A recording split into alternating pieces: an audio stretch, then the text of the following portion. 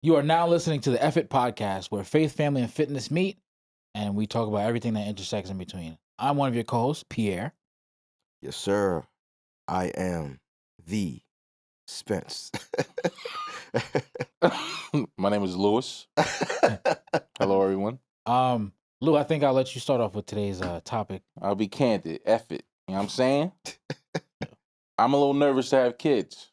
Yeah. I don't want to mess up. I know that that's part of life. You know, as a dad, no, there's no perfect dad out there, but I just don't want to have a kid and feel like I'm failing them or repeat the habits that my biological dad did, in a sense.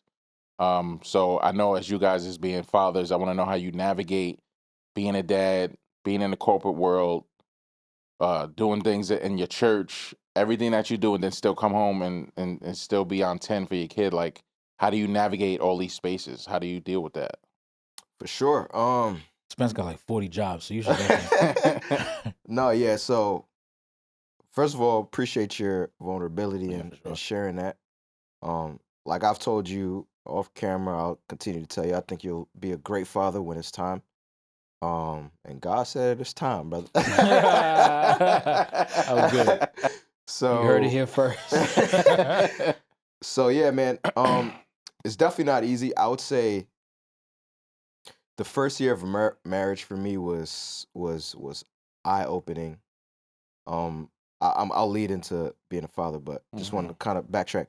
So it was eye opening because it was the first time I had to really be with somebody else and be accountable to somebody else. Of course, my parents, but I kind of had a lot of freedom growing up. So where are you going? What time you coming back? Like all those things, and of course, like two people becoming one. I've heard like the analogy of like it's kind of like sandpaper rubbing together, but once like those grooves are out, you have a perfect match. So, once we kind of got our rhythm, we decided to have kids, and in the midst of all of that, I have my career that I'm pursuing. When I met my wife Erica, I told her like, "Yo, I'm gonna be a college coach one day," and yeah, the same year we got married, I was a college coach. So it happened. I said head coach actually. Yeah, I was about to say. So yeah. So 2 years after that is when I became a head coach. So words are definitely powerful. Just want to make sure I drop that gem for whoever's listening. But scheduling is being organized for me has been a game changer. I'm naturally not like super organized. Right. Mad messy. Yeah. Nah, he's mad messy. How about messy? No, I'm just joking. I gotta drag it a little bit. But being organized has been a game changer. So if Pierre texts me like, "Yo, let's work out," I'm like, "All right, I have a window from 3 to 7. I'm jumping from here to here, but we could get it in at this time." So like scheduling out is very important. And also I think what I've learned is it's not always gonna be everything on a like wherever you are, you have to be there 100%. So when I'm coaching 100%. When I'm home, I've learned you got to turn off the phone. You can't be super accessible. You have to create boundaries to allow yourself to be a father and a husband. And then the last thing I'll say is, on a previous episode, Pierre mentioned like I did 75 hard. After that, like my fitness transformed and I had more energy. So chasing around little kids is not easy, but I was more present, and when I got home, I wasn't completely drained. I still had more energy because I was just in better shape. So that was honestly a game changer. My wife and Spencer's wife worked at the same job. Both of them are now at-home moms. We're kind of holding down the fort as men to just try to create a better life for our kids, or Spencer's kids and my kids. And growing up, I've always seen my parents work 2 full-time jobs, and then looking at the way the economy is now and in our world, you kind of have to have like a supplemental income on top of what you already have. But when we again reframed, big word that I've been using, when we reframed kind of how life looks like now for us with our daughter, we were like, okay, do we want to still have two full-time jobs and then like just when at the end of the day come home and still only have like 4 or 5 hours with our child before she has to go to sleep, and then my wife goes to work, and then I'm an entrepreneur, so my schedule just looks very different. Right. You only have one shot at this. That's what you told me. Yeah. And that was a game changer when he What you told me mean by that. that? Like One you only shot. get one shot right now. My daughter's one. She's only going to be one once in her life. Right. And then two only once, three only once. So there are Mhm. these moments where there are periods of time where you're never going to get it back. Mhm. You could always get a new job, Mhm. different job, more money, but you only have one shot to create a life with meaningful moments for your child Mhm. that hopefully it'll sustain them for the long run for the betterment of just their own life. Right. So as a parent, it's really your responsibility to try to figure out what that looks like. So we figured out, okay, for the foreseeable future, for right now, this is probably kind of like what we're gonna do because Mhm. it makes the most sense for us. Right.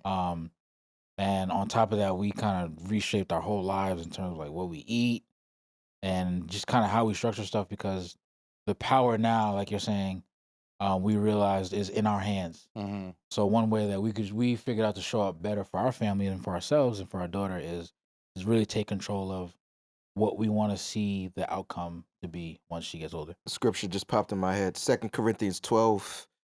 And he said to me, this is God talking, my grace is sufficient for you, for my strength is made perfect in weakness. So I will be the first one to say I have not always gotten it right, but Right.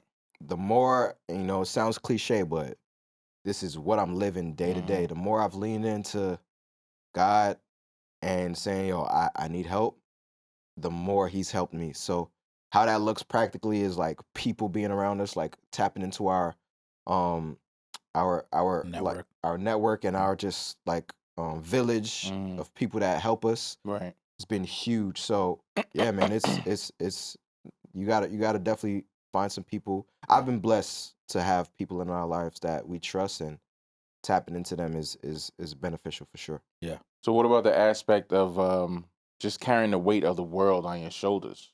You said your wives are taking on a new responsibility as stay-at-home moms. So you feel like it's more added pressure on you. Like if you're not out there to make it happen, it's not gonna work.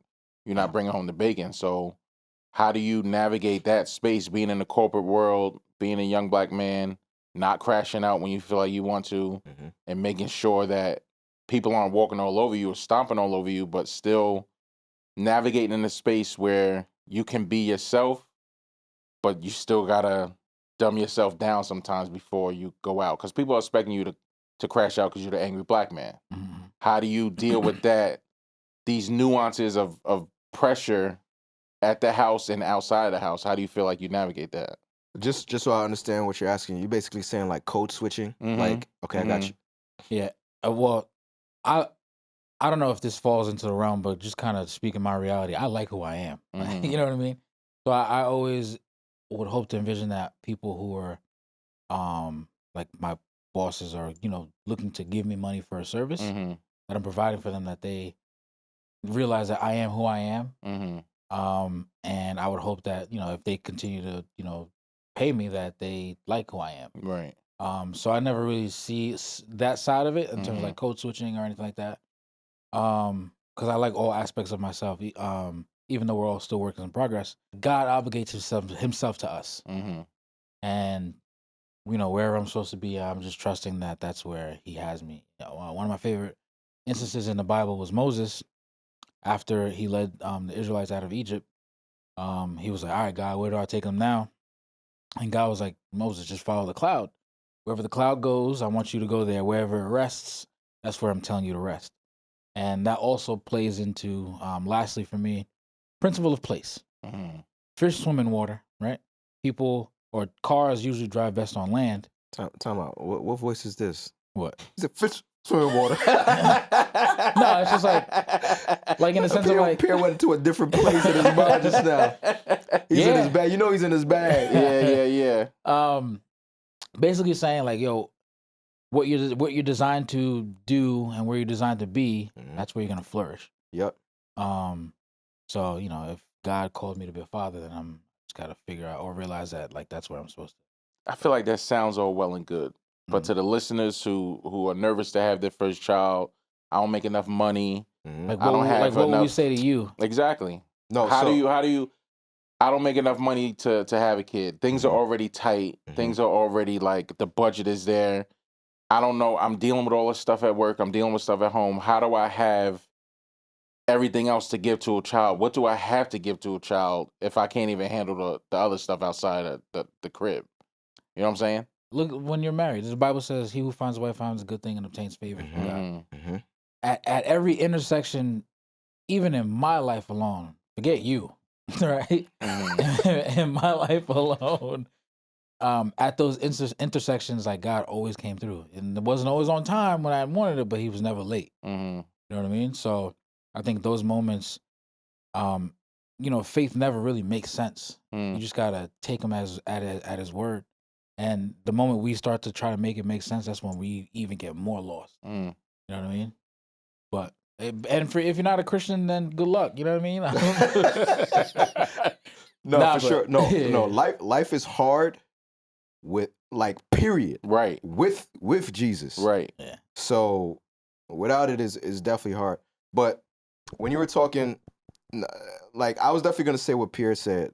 Um, like when you're in the vein of God and you're doing His will, like God created us to have heaven on earth. Mm-hmm. So everything He wants to do, every blessing He wants to like release on the earth happens through us. Mm. So us in partnership with God. So if we do our part, it's gonna go good. It doesn't always look like that. Mm-hmm. And there's For sure. stretching, there's pulling, Yeah. there's moments where you have to have faith, but Darkness. there's dark. Yeah, no, there's Yeah. for real. But again, there was I just came across this verse, and that question that you asked, like this gave me so much peace. I actually started crying when I Mm. when I read this. It's John 15 verse 7. If you abide in me and my words abide in you, you will ask what you desire and it shall be done. Mm. When I read that, I was like, I don't need nothing else. Mm. Like, if you abide in me and my words abide in you, you will ask what you desire and it shall be done. And you know, again, if you I think of it, I always look at it like, all right, this is a path. I'm on this path. This is the path God wants me on. The path could be bumpy because it just makes you tougher. It makes you a better like traveler, whatever Mm-hmm. word you want to use. Right. But it's designed by God. Now, if you veer off, there's still grace that God allows, and He may even bless certain things, but that doesn't mean like you're gonna get everything He had for you on this path. So I'm really learning to. I know it. All right.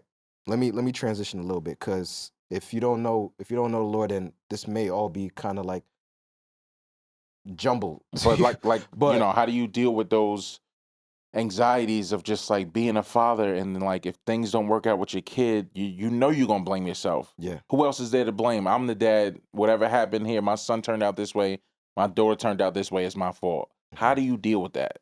So one thing that I've learned is I'm just a piece of a big tapestry puzzle, Mm. right? So I feel honored and blessed that God allowed me and my wife Erica to bring two beautiful kids into this world. Mm. He chose us. He felt that we were worthy enough to kind of help steward their lives. Now, the he trusts me, and because he trusts me, I trust him. Mm. It's a two-way street. There's things I have no idea about. I've never experienced that I'm going to learn from other fathers, Yeah. and I'm going to learn from our heavenly Father. So there's not if you I think if you look too far ahead, Mm. like you'll get lost in the sauce of knowing like there's Mm. too much. Mm. Like there's too much, but So many what ifs. too many what ifs. Mm. But you can definitely be strategic about, okay, these are the parameters that we're going to stay in to keep you safe.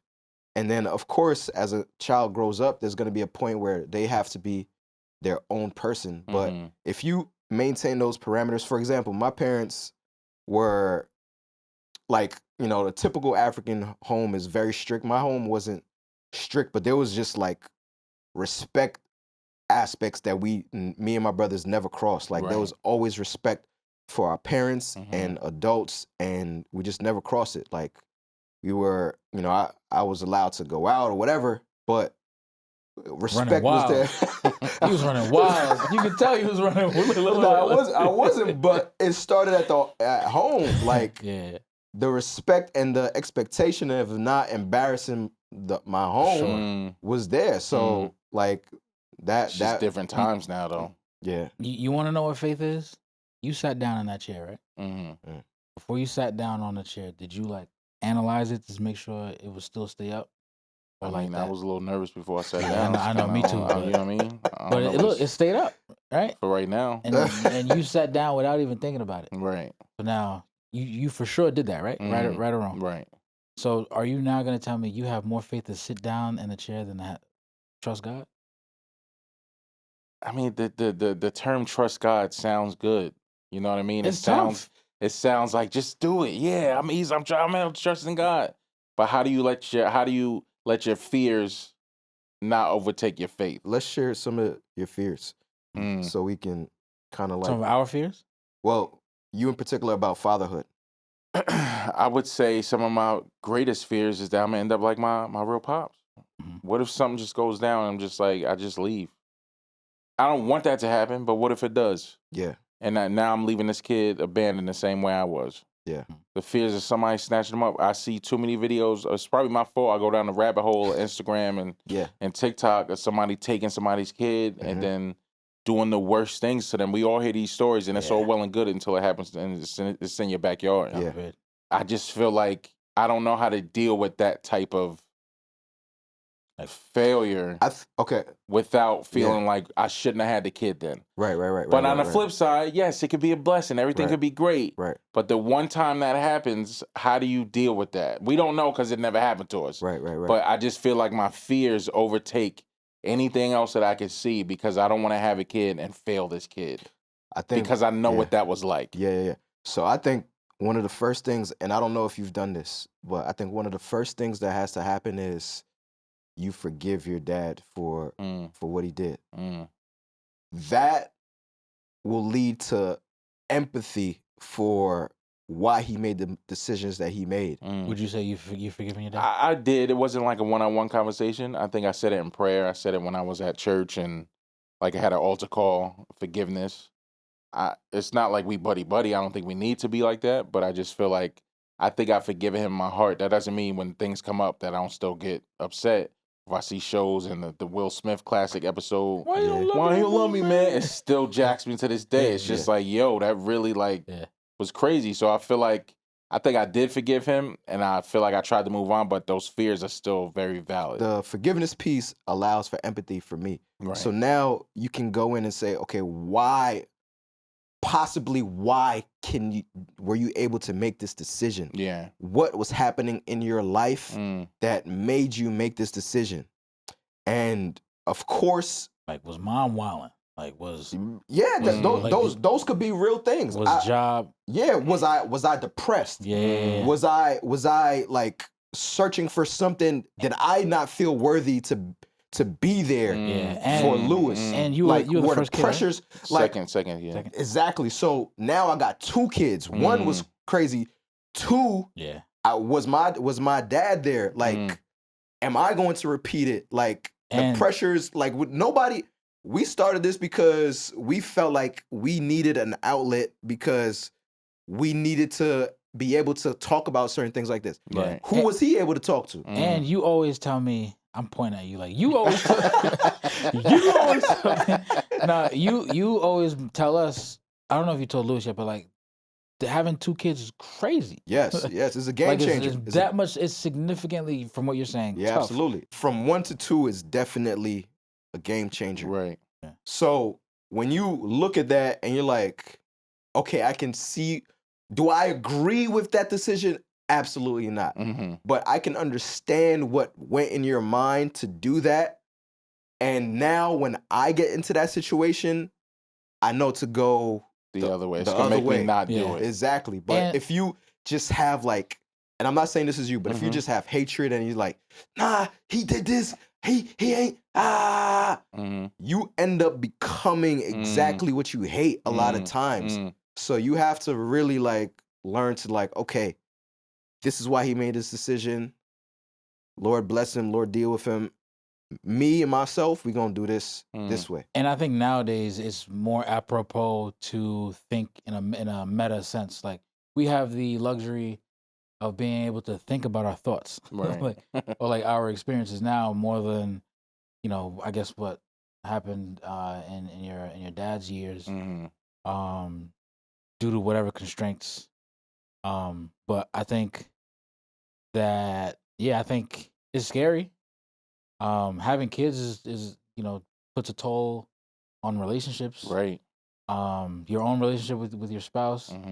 It can also put a toll on just like everything that you're involved in. But that's not to say it's impossible. Like I always think about Bron a lot in that case, because he always tells us that he didn't grow up with his dad around him, but he seems to be the greatest dad ever. And because of what you didn't have, you want to be that for them. And I kind of look at you like that, because even with my daughter, even though she doesn't really like you like that, Yo, that's another list. Yeah. His daughter does not like me at all. She hates my guts. You're a big black man. His, You're a little intimidating, you know? I went through the same thing with his daughter. Yeah, but every time I got that just there- makes the list longer.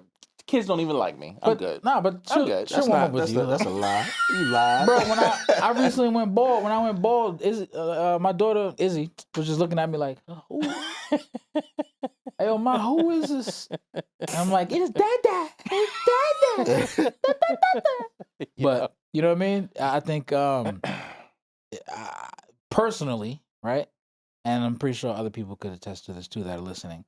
Like, bro, take it from us. Don't believe yourself. Listen to us. Take our word for it. Right? Forget you. You're gonna be a great dad, bro. No, for real. You're gonna be a great dad. I appreciate it. And think of wifey, bro. She would make a great mom too. Yeah, That's true. yeah. I appreciate the advice. Something that's pretty cool about how science and the Bible both agree on how the way that we talk to ourselves can physically change our bodies. And I'm not saying that in like a cute motivational way. I mean like biologically, neurologically, and spiritually. Your words, they send instructions to your entire system.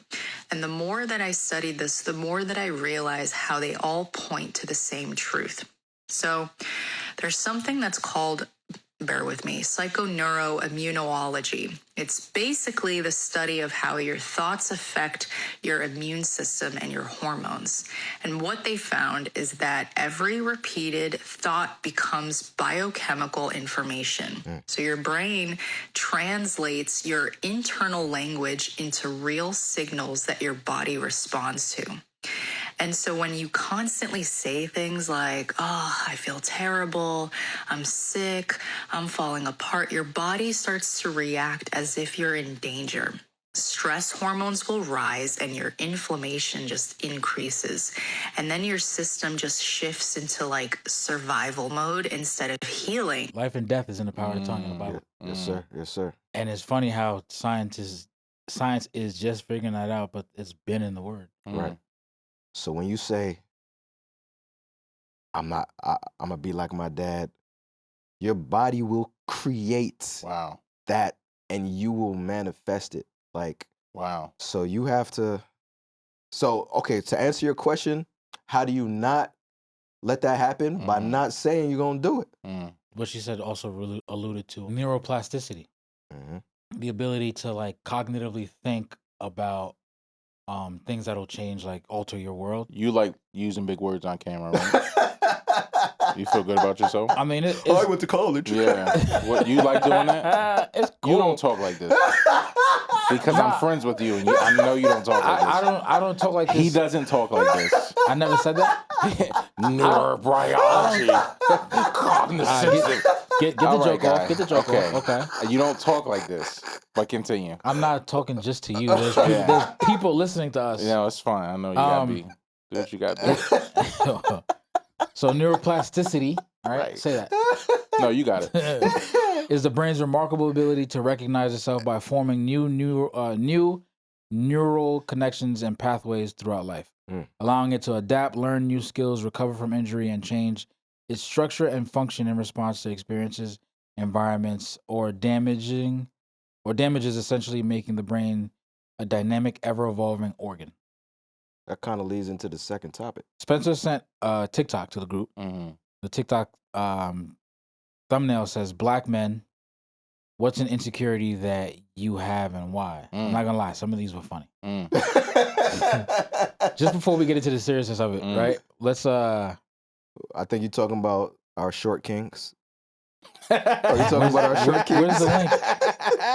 Where's the link? I'm 5'9", 5'10". Am I considered a short king? I think you might be a short king. Damn, Nah, they that's said- tough, man. Nowadays, anything under 6'6" is Yeah, he's just tough. saying that because Right. I mean, I may 6'8", be a couple 6'7", pounds, but I ain't no short. 6'7", 4,000. So you asking us what are black men's insecurities? Yeah, but I think just men in general. But for this, they're saying black men. Yeah. What were some of the things they were saying? So like the funny ones, right? Mm-hmm. Somebody says my voice ain't deep enough to match my physique. Yo. That could be tough if you mad big and you talking like this. I can see. I feel like a prank. Like, yo, what's going on? Trying to think who got a voice like that we know, or like is a famous person. Oh, Cat a little bit, right? Yeah, in a sense. Yeah. He's a little guy, so Cat it kind of Williams? matches a No. little bit. I was actually talking about Carl Anthony Towns. Oh, Oh yeah. yeah, that's a good point. Yeah, after all that, After all that. yeah. Oh, one was like a hairline or something, right? A hairline or You can balding. speak to that, right? Mr. Clean, You full of jokes you today, can huh? speak to that, right? I didn't Was that an go insecurity of yours? How was that losing your hair? a little bit. I wasn't like losing it. My just Well, line was going back. This is when you insert pictures of your hairline.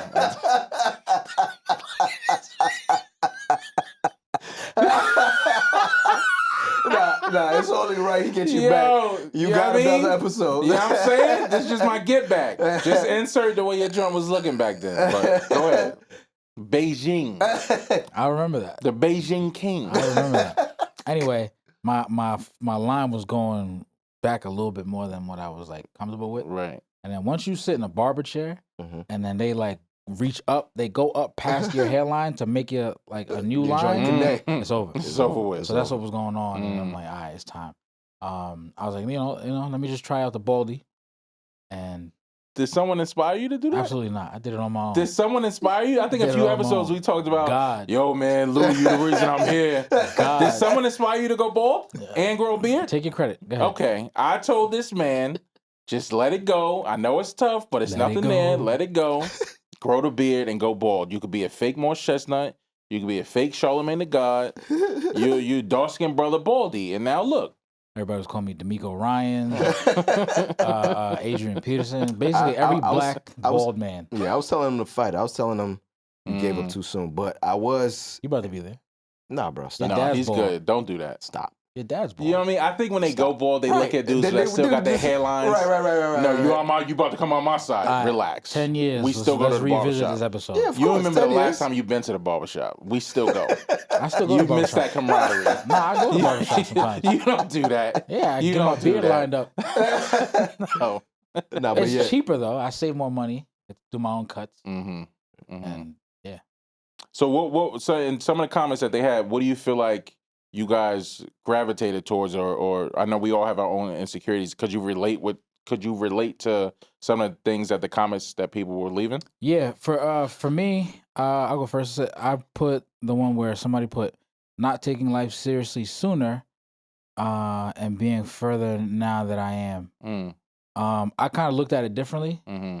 where similar to what I've shared before, in previous episodes, where I'm at now, I just kind of look at the past, and I'm like, man, I'm glad I made this decision. Mm. But what it also does twofold for me is I wonder what are some of the decisions now that I'm not making that I will be able to thank myself for down the road. Yeah. For That's me, good. it was sometimes I feel like I have arrested development. Mm. Let me just, P, you mind looking at Mhm. what I remember you sent me that definition. I thought arrested development was something else. I'm not gonna. What did you think it was? You know, P, I you gotta hear remember this. the little cheese bus Mm-hmm. with the kids who had a longer lunch and Okay, yeah, That's very what- political correct. I yeah, appreciate that. that's what I thought it was. Okay, Yo, And what? I was like, I don't think that's me. right, you know? But right. after the definition, it might be me. Arrested development is a psychological concept where a person's emotional or social growth gets stuck at an earlier age, often childhood, due to trauma, neglect, or unresolved issues, leading to immature behaviors, difficulty with emotional regulation, and challenges with adult responsibilities like empathy and self regulation. It's like peaking young. Yeah. You in a felt that sense. way.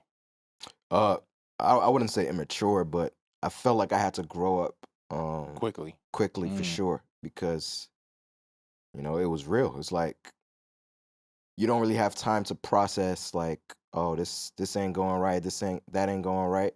It's like we got to get through it. And how we gonna get through it? By just bucking up and figuring out. So with that, I felt like at times, especially when I was younger, I think now I've done a better job. I didn't have a healthy outlet for emotions, Mm-hmm. so I kind of bottled it in. But what happens is those emotions, they don't go anywhere. They come out in other ways that could be unhealthy or whatever it is. So I actually started that journey in this class. It was a religion class by Father Pat, but it was more like practical life skills, and it was kind of a therapy class, to be honest. And he mentioned like, You were fighting a lot. no, How did the stress come out? I mean, What is it? Yeah, I mean, it was just any answers you need. You got a question? Yeah, I mean, he answered everything you could ask him. Yo. Yeah, Arrested Development. Oh, I was talking about the class, yeah. Yo. So with the class, like it helped me like find healthier outlets, like and not like live in, those emotions. And also there's like an emotional wheel. Emotions wheel.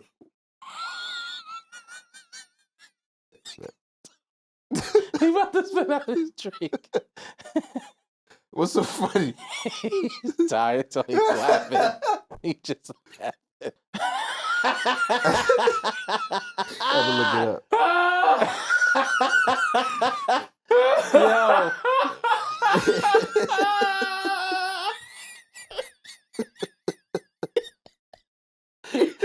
Yeah. What are you laughing at, yo? I want to say something. What? Just edit it out. When he said, "I'm crying, bro." What? I'm just putting the pieces together of what he's saying. He said, "A class. He had an emotional wheel." He might have been in there.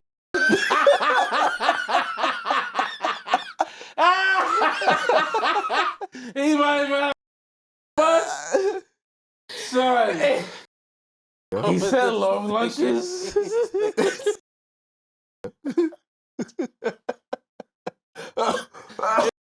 So dumb. Yo, what's wrong with you, bro? Yo, can we use that? No. I'll just bleep out. Some of it. We have Tell to- me, I don't know if we should say that even. The cheese, we probably some of should it. say that. Some of it we gotta use. Some of it we gotta We use. still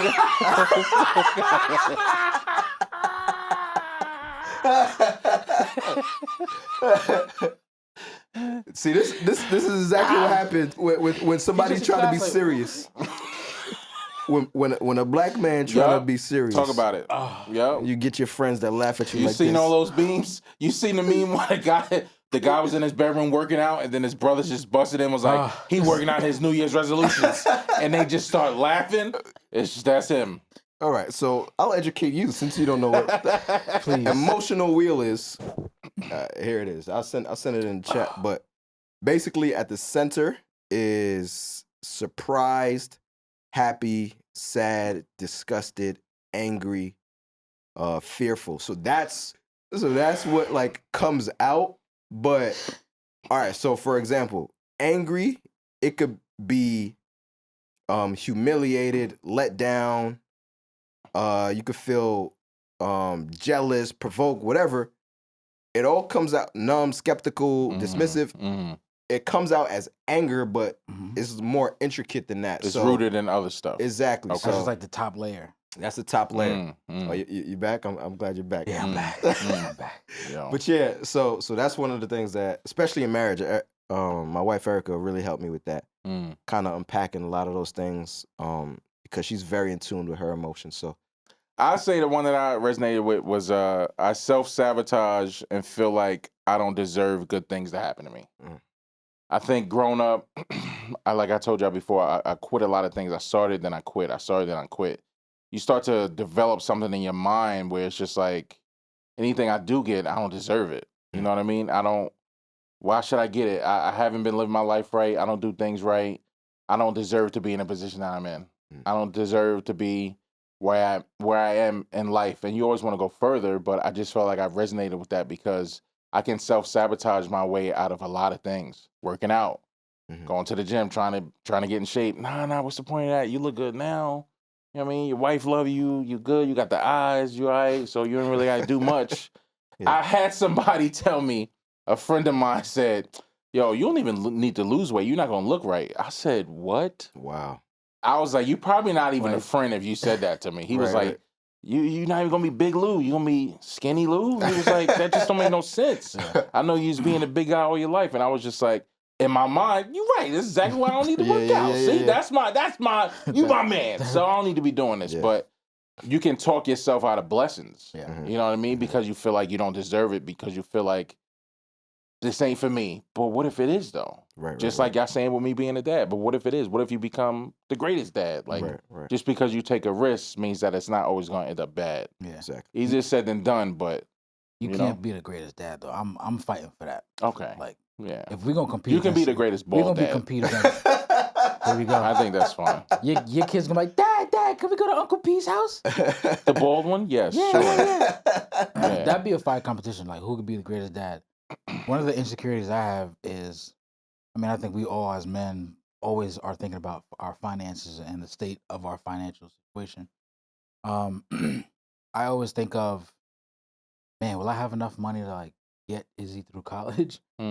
College, ever since we found out we were pregnant, my mind automatically went to college. College is crazy now in terms of cost.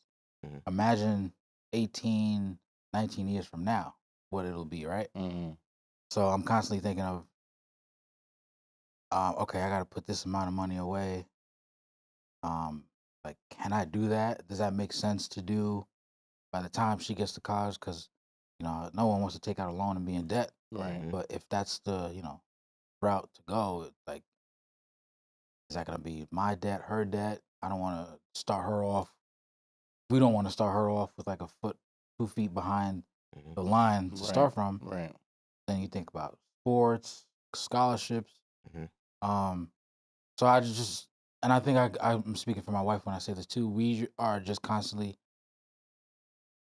thinking of, hey, like, what are some things we could do to just make sure that we're being all who we can be for our daughter. And then just kind of letting God fill the gaps where we fall short.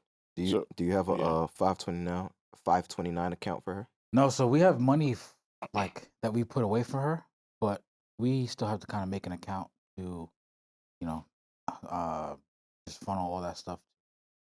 CD account. Yeah, Roth IRAs. Yeah, 529 in particular is for education, and the beauty about it, it's untaxed, and so like whatever you put in, like she's gonna get that. And Even if she withdraws.